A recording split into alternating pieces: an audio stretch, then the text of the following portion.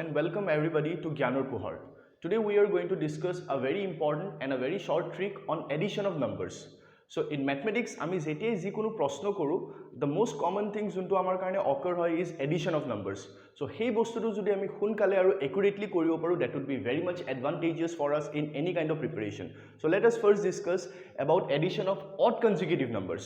Suppose আমাৰ তাত first 5 consecutive odd numbers দিয়া আছে.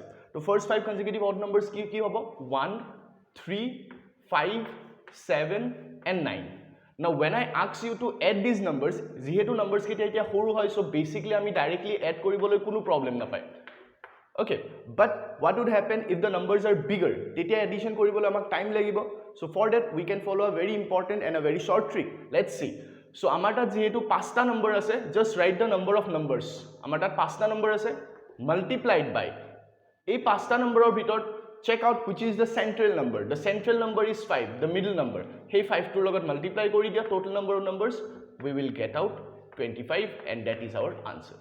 So that is how you add odd numbers.